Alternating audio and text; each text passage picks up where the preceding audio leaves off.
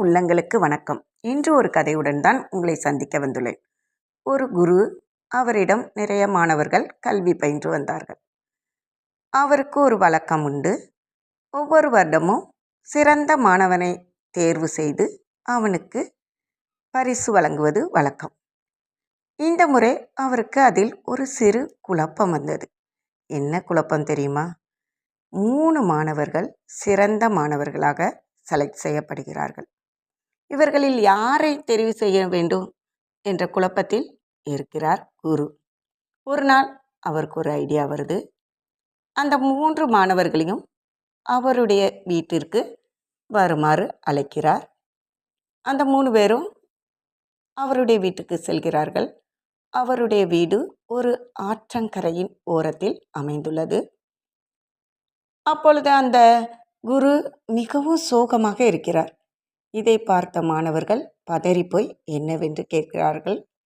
உடனே குரு சொல்கிறார், நான் ஆசையாக ஒரு கிளி வளர்த்து வந்தேன். அந்த கிளி இந்த ஆற்றங்கரையின் அடுத்த பக்கத்தில் சென்று விட்டது.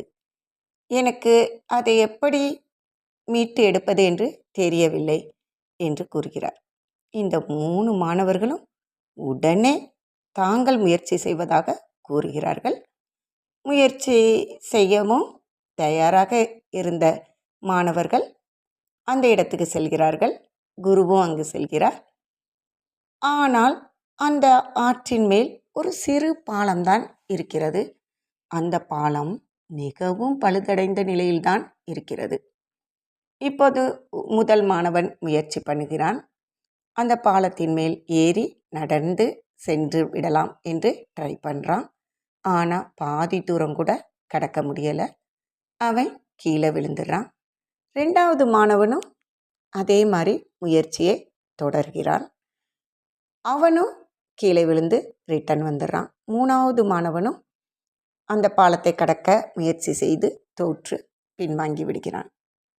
இப்பொழுது கடைசியாக 3 மாணவர்களில் ஒருவன் மட்டும், குருவே, நான் மீண்டும் முயற்சி செய்யலாமா என்று கேட்கிறான். இப்போது குருவின் முகம் மலர்ந்து விட்டது. ஆம், அவர் வச்ச டெஸ்டே அதுதான். யார் மீண்டும் முயற்சி செய்கிறார்கள் அதை வைத்தே பரிசு வழங்கலாம் என்று நினைத்தார். என்ன நண்பர்களே, நாம் கூட சில நேரங்களில் ஒரு செயலை செய்ய முயற்சித்து முதல் முயற்சியில் வெற்றி கிடைக்காவிட்டால் அதனை அப்படியே கைவிட்டு விடுகிறோம்.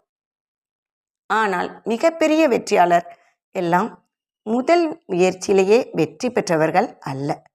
மீண்டும் மீண்டும் முயன்றே அந்த வெற்றியினை தக்க வைத்தவர்கள்தான்.